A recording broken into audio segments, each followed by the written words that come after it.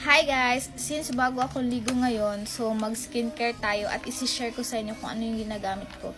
Yan pa yung mukha ko guys, nung nagka-pimple breakout ako. Sobrang dami, diba guys? Ang dami kong ginagamit dyan pero hindi talaga natanggal.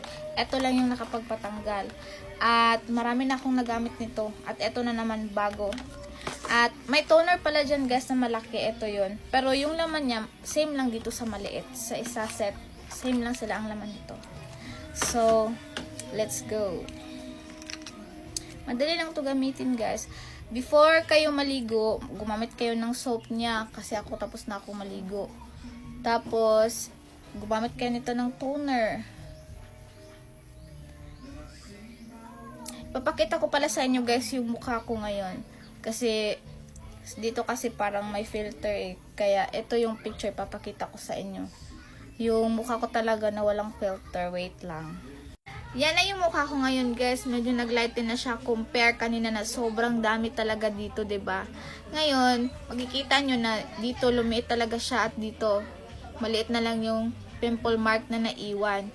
At ang nagustuhan ko talaga guys, ito yung sunscreen niya kasi sobrang gaan sa mukha pag i-apply mo at para ka lang nagpulbos, para ka lang may foundation, ganun. Pag gumamit ka nito, pwede na to. Ito lang at lip tint. Okay na okay na. Samahan nyo kung i-apply to.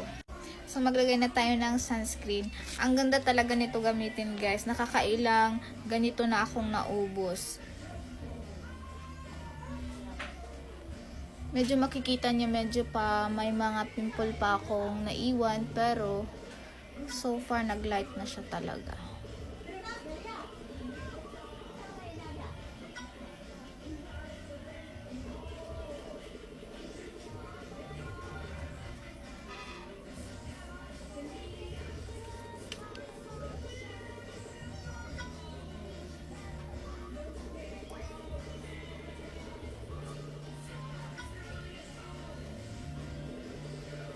So, ganyan lang guys.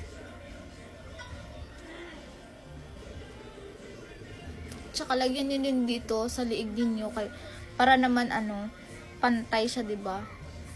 Baka naman yung mukha nyo ang puti tapos ang liig ang itim. So, lagyan din natin yung ating liig.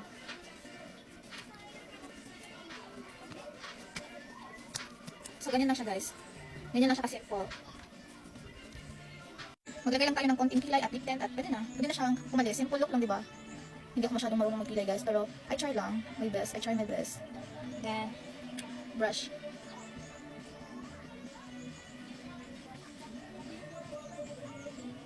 Okay na to guys, pang araw-araw na look.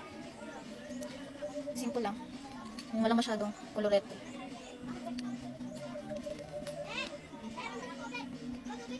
Di ba guys? Pwede na akong umalis. Yun lang guys. Thank you for watching. Bye!